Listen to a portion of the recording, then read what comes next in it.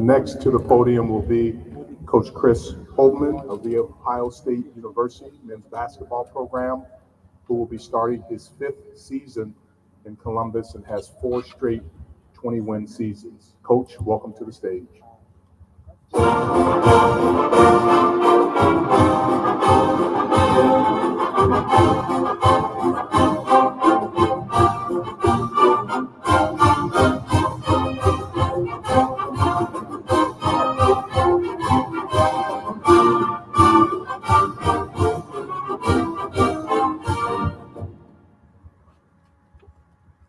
All right, guys, great to be with you. Kevin, thank you for that introduction. Big Ten office, thank you for putting this on.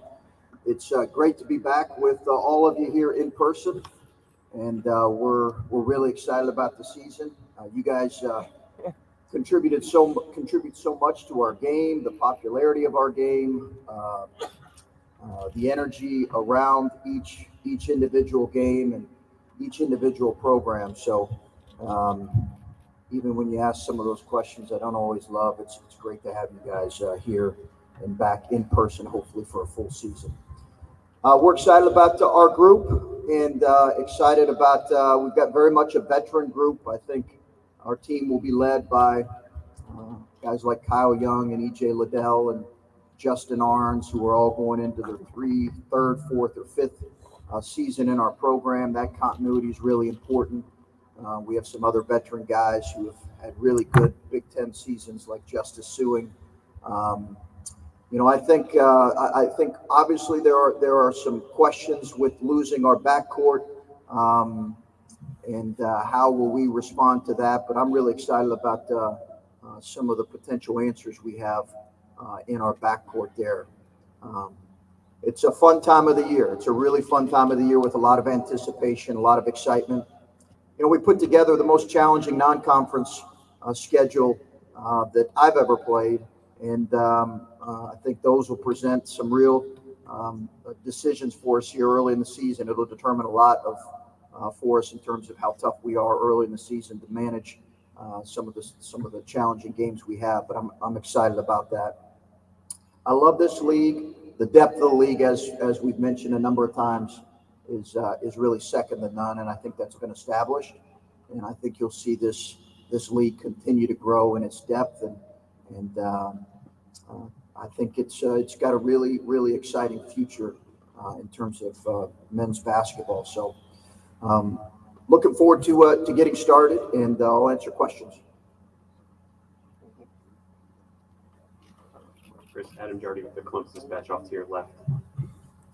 You mentioned the fact you have a veteran team. A lot of teams have veteran teams because they get the extra year of eligibility this year. What's the key in your mind to having a veteran team but turning that into success? Well, health is so important. And obviously, Adam, I think that was a really critical factor for us late. We had an older group last year, but we had some of those older guys sitting next to me.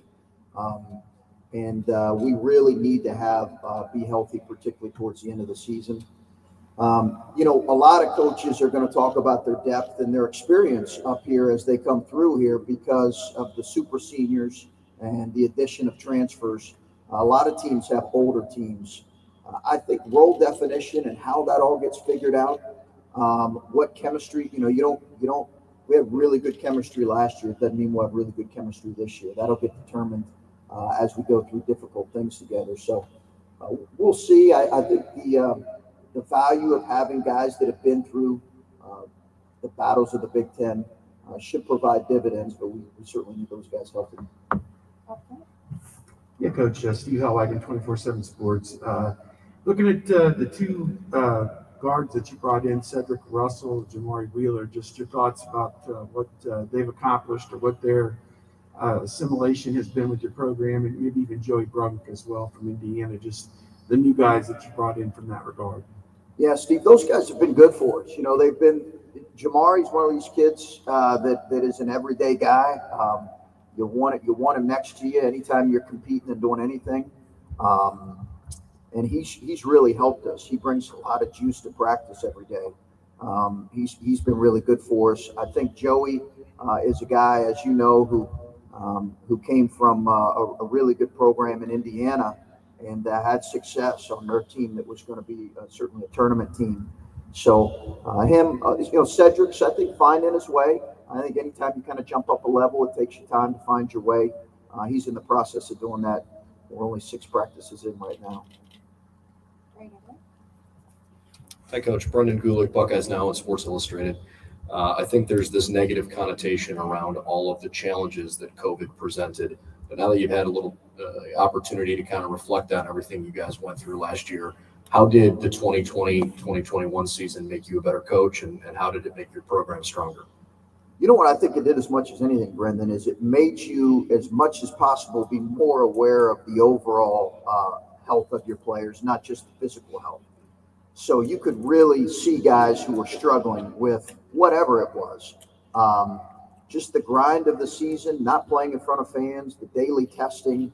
College kids don't always love to get up and get a test at 7:30 in the morning every day. It's just kind of not one of their favorite things. So when you do that 6 days a week, that can take a toll. It was important. I'm glad our league did it. But I think as much as anything, it made you just aware that, in some cases, your kids go through a lot of things that maybe you can be oblivious to. And I think we tried to be really, as a staff, in touch as much as possible with what they were going through. Right up front. Chris, with the changes to the transfer portal and the transfer rules and such, there's been a lot of coming and going on everyone's rosters. And what do you think was the biggest impact of that last year, and how are you going to deal with all of that coming and going forward? Well, for those of us that know, like, the transfer thing has went on for a number of years, and Tom Izzo and I have had a lot of conversations, and I've probably done more listening than talking, which happens a lot of times when we have conversations. And I understand kind of the perspective on both sides of this thing, but it's certainly here to stay. And I do think what it's going to contribute to is teams that are a little bit older, a little bit more experienced. I think you'll see less programs recruit freshmen every year. I think you'll see more teams that'll wait until the spring. It does probably allow you to potentially rebuild quicker than maybe what the traditional way used to be for certain programs. So I think all those things are benefits. I think we've had a lot of success both at Butler and at Ohio State with important transfers.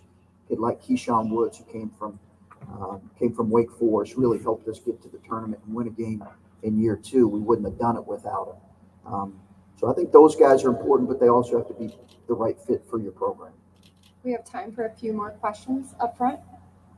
Hi, Chris. Patrick Murphy with 247 Sports. We talked over the summer about external expectations on your program. I'm just curious, now that you have gotten together with the guys and spent time around them as practices started, how you've seen this group come together, and what kind of expectations you have for handling those expectations outside the program. Well, I think you want those every year. You want to go in with a level of anticipation. We've been ranked every year. We've been there our 4 years. We've been in the top 20. We've been in the top 10 2 of the years, and we've been a part of the tournament every year. We've been there, and unfortunately experienced an upset last year, but advanced the prior years. I think you just want to continue to build on that. But Patrick, as you know, the focus really has to be on the day-to-day. And I think when you get outside of that, whether you're thinking individually, expectations, we have young men that are really good players that have some individual expectations. And that weight can be pretty heavy if you think about it too much. I think the challenge is really to stay in the moment, enjoy each day, and see where that takes us. I'm excited about this group, but we're not going to get outside of anything other than the day-to-day process.